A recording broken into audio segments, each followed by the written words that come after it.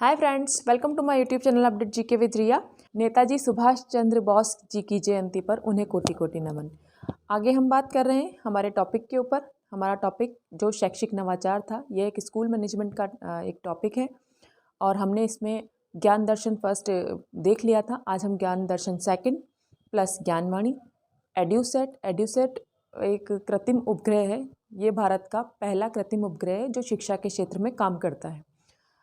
और ई-मित्र SSO यानी single sign on, इसके बारे में हम चर्चा करेंगे। बात करें हम ज्ञान दर्शन की, तो इसे एकलव्य चैनल भी कहा गया है और यह 26 जनवरी 2003 से प्रारंभ किया गया है।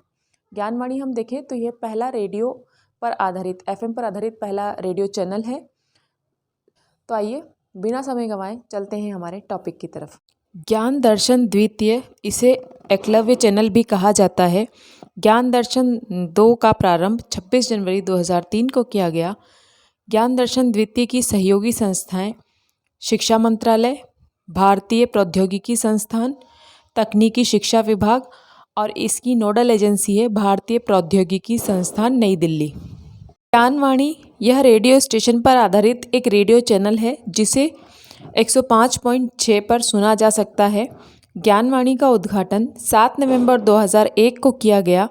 ज्ञानवाणी का प्रथम प्रसारण 7 जुलाई 2003 को शाम 4 बजे भारत के 6 बड़े शहरों में एक साथ किया गया। इसकी सहयोगी संस्थाएं शिक्षा मंत्रालय, इग्नू, NCERT, वर्धमान महावीर खुला विश्वविद्यालय है। इसकी नोडल एजेंसी इग्नू है। ज्ञानवाणी का प्रसारण दैनिक 16 घंटे होता है, जिसका समय होता है सुबह 6 से 12 बजे तक और दोपहर 1 से 11 बजे तक। बात करते हैं एड्यूसेट पर। शिक्षा से संबंधित भारत का प्रथम उपग्रह जिसके माध्यम से देश में शिक्षा से संबंधित विभिन्न गतिविधियां, क्रियाकलापों को संचालित किया जाता है। एड्यूसेट को GSAT-3 भी कहा जाता है। इसका निर्माण इसरो द्वारा किया गया। इसरो के द्वारा 20 सितंबर 2004 को श्री सतीश धवन अंतरिक्ष केंद्र श्री हरिकोटा आंध्र प्रदेश से GSLV MK.IF-01 द्वारा 36,000 किलोमीटर की दूरी पर अंतरिक्ष में छोड़ा गया। एड्यूसेट 74 डिग्री पूर्वी देशांतर पर मैटसैट और इनसैट 3C के साथ जोड़ा गया है। इस मिशन की अवधि न्यूनतम 7 वर्ष निर्धारित की गई है। 5 जनवरी 2014 को एड्यूसेट की जगह एक नया उपग्रह GSAT-14 स्थापित किया गया, जिसकी समय अवधि 12 वर्ष निर्धारित की गई है। एड्यूसेट से सर्वप्रथम जोड़ने वाले 3 विश्वविद्यालय विश्वेश्वरैया टेक्निकल विश्वविद्यालय कर्नाटक, YV चौहान विश्वविद्यालय महाराष्ट्र और राजीव गांधी टेक्निकल विश्वविद्यालय मध्य प्रदेश है।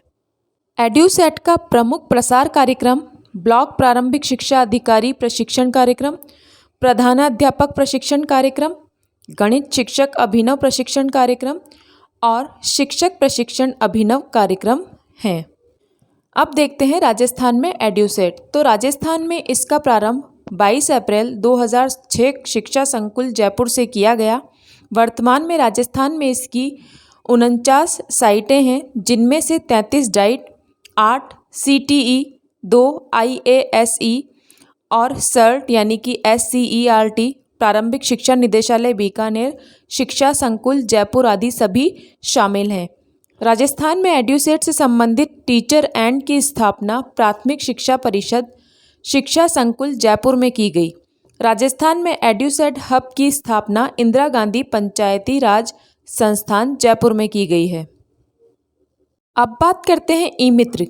ई-मित्र जिसका शाब्दिक अर्थ है इंटरनेट से दोस्ती। ई-मित्र सरकार के द्वारा सरकार के विभिन्न कार्यों का फायदा उठाने के लिए सभी जिलों में ऑनलाइन कार्य करने के लिए बनाई गई एक ई-गवर्नेंस है। ई-मित्र G2C श्रेणी की ई-नागरिक सेवा है। इसका प्रारंभ भारत में 1997 में बेंगलुरु कर्नाटका में किया गया। राजस्थान में ई-मित्र योजना का प्रारंभ 30 मार्च 2002 में जयपुर और झालावाड़ से किया गया है। ई-मित्र के सॉफ्टवेयर का निर्माण सूचना प्रौद्योगिकी और संचार विभाग भारत सरकार के द्वारा किया गया है। 17 जून 2006 से ई मित्र योजना को संपूर्ण राजस्थान में लागू किया गया। ई मित्र पीपीपी यानी पब्लिक प्राइवेट पार्टनरशिप के आधार पर कार्य करता है। ई मित्र शहरी और ग्रामीण दोनों क्षेत्रों में लागू है। शहरी क्षेत्र में ई मित्र को लोक मित्र कहा जाता है तथा ग्रामीण क्षेत्र में ई मित्र को जन मित्र तथा CSC कॉमन सर्विस सेंटर भी कहा जाता है। कॉमन सर्विस सेंटर का प्रारंभ सितंबर 2006 से किया गया। राजस्थान में 1 अप्रैल 2011 से एकल खिड़की योजना शुभम को शुरू किया गया। राजस्थान में 12 मई 2011 से खंड स्तर पर डिजिटल हस्ताक्षर युक्त प्रमाण पत्र योजना शुरू की गई। अब बात करते हैं SSO की यानी सिंगल साइन ऑन की, जिसे 2016 में सूचना प्रौद्योगिकी एवं संचार विभाग ने ई मित्र के पुराने पोर्टल को एक नया रूप दिया है, जिसे SSO कहा जाता है।